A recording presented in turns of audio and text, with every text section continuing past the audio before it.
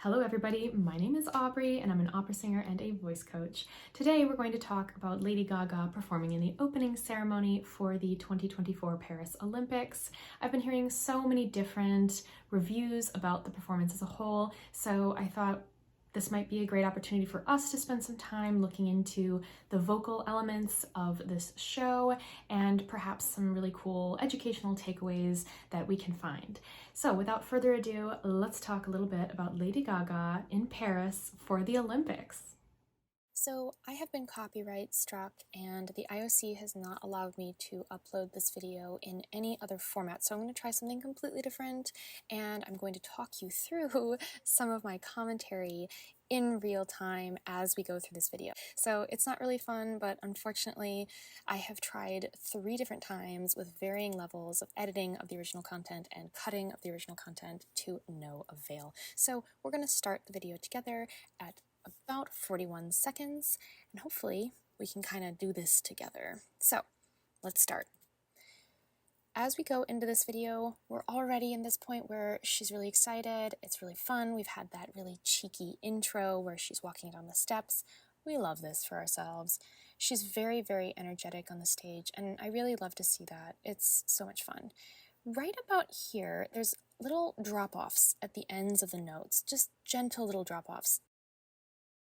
And right here, we're hearing a bit of a closure on that note. She's kind of closing the mouth, and that can be an artistic choice. It could also just be because she's a little tired, who knows? But at the end of the day, just notice that mouth shape really, really affects the ultimate quality that we end up with. It can be really subtle, and it also can sometimes feel out of our control. So when we're practicing, always take that into consideration.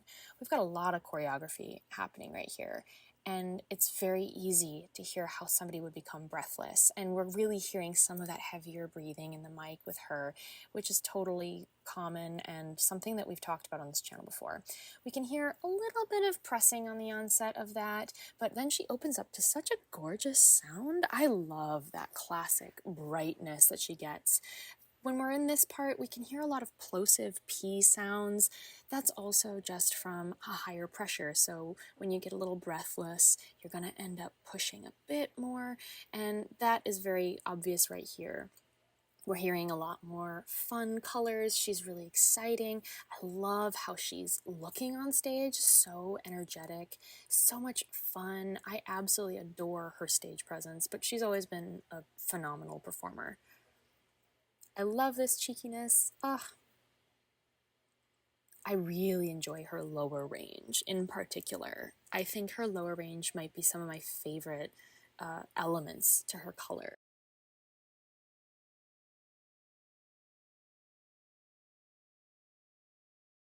And right here we've got this absolutely wonderful, bright, almost like old Hollywood style belt, and I absolutely adore it. Let's get back to our regularly scheduled programming, and I am so sorry again about how disruptive this kind of is, but hopefully you guys still got to experience it, and feel free to always check out the original video. So obviously this performance is a really lovely homage to Gigi Jomer, who is a fabulous dancer, but I also am seeing some really nice elements from old styles of film, such as the choreography of Busby Berkeley. I really enjoy being able to see all the different kinds of inspiration. The choreography is cheeky and sassy, which I think is just kind of a really fun way to perform. I think off the bat, the first thing we notice is the motion really does affect breathing. And this is not my first time bringing it up. We've talked about it a few times on my channel, that choreography, although it looks really cool and we are visual creatures, so motion is really important to performance, it can also come back and kind of bite us in the butt a little bit, because even small amounts of motion can end up changing how we need to breathe in order to support the singing. So it becomes very easy for us to get into this tricky situation where we need to change our breathing style, but that ends up kind of changing the quality of the voice and we kind of get panicky. I think she handles it really well. She's a professional. She's been doing this for so long. But you do kind of hear her every once in a while breathing heavily or kind of truncating some of her phrasing because she needs that little extra breath.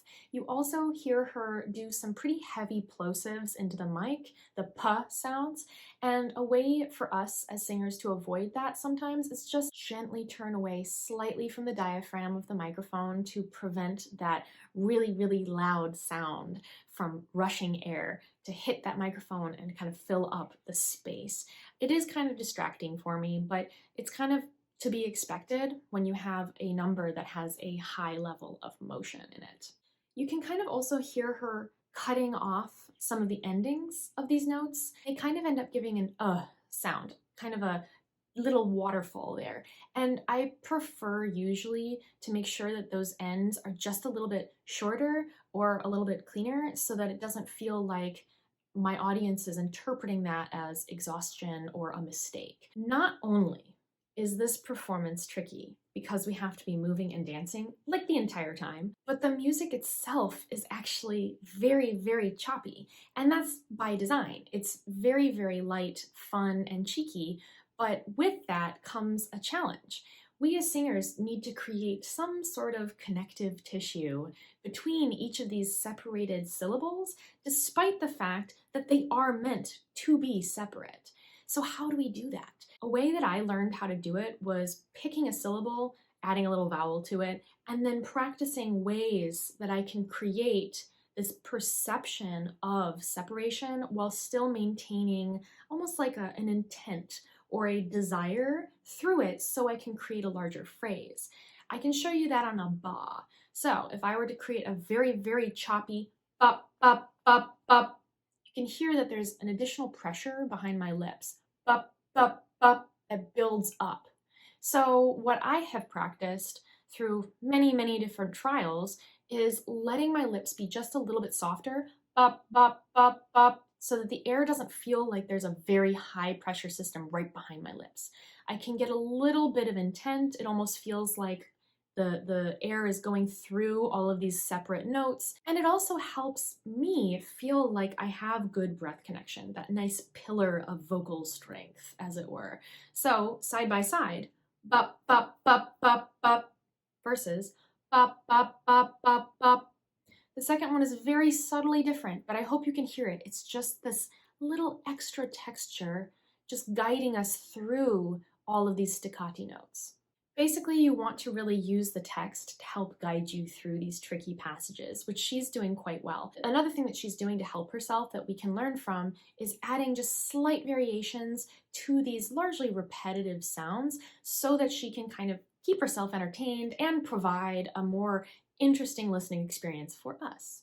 Her high notes are so pretty. They're very well supported. There's a little bit of pressure here and there just because I think it's high stakes and she's been running all over the place, but this largely well supported sound is so pretty. It sounds smooth and confident, and I think her belts have always historically been one of her selling points as a singer, and one of the things that I personally really enjoy about her sound.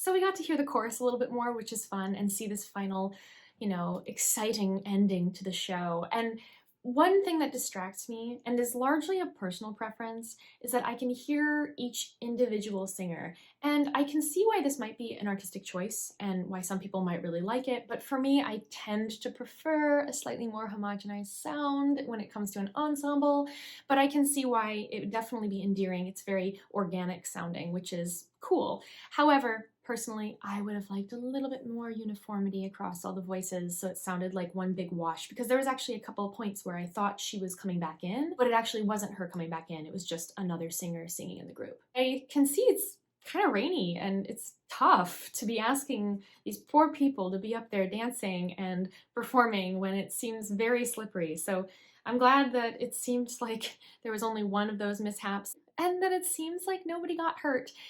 So hopefully everything is all good in that department. But the idea of singing in the rain in a live setting and for something as very publicized as the Olympics is pretty intense. I definitely think that the way it was set up is tricky. I think the way that the stage was designed is very, very deep, and I wish that I could have seen a little bit more of a pan out to actually enjoy more of the view. I do unfortunately feel a bit cut off from the staircase and from the instrumentalists who are performing on the side. I wish that there was a bit more of a wider angle shot for us who aren't there. Overarchingly, I think that this was a really fun opportunity for Lady Gaga to get back into some of her jazzy colors that she had been exploring not too long ago.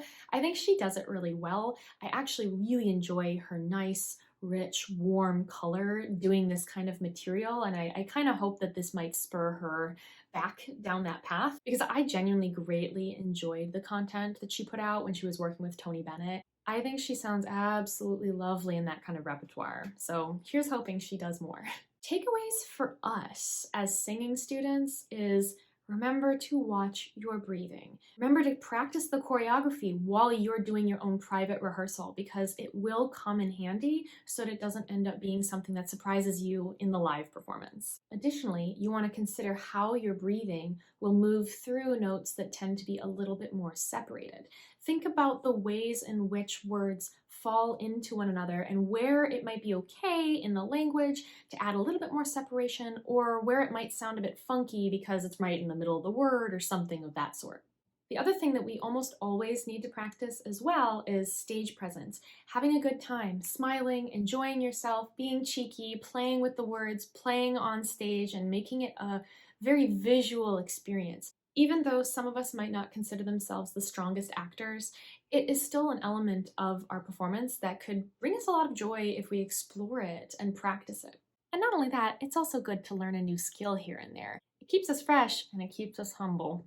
This song is an excellent exercise in the maintenance of intent. It's really hard to keep your goals in mind when you're doing extremely truncated passages. So the idea of thinking about things in a larger scale or in larger phrases can really benefit our performance style. I just wanted to do a really quick shout out to the instrumentalists. They were fabulous. They sounded really good, and I wish we got to see them a little bit more. I have a soft spot for watching instrumentalists perform. And also, congratulations to all those dancers who navigated a tricky stage that was sopping wet. And most of all, congratulations, Lady Gaga, for such a great performance. I think there were some things that absolutely would have bothered me a little bit as a singer, but in the end, we always have to try and find the good stuff and celebrate it, and we can learn from the things that we think we could do better next time. I hope you guys enjoyed this video and got something interesting out of it, and I hope to see you guys soon in the next one. Remember, always keep on singing.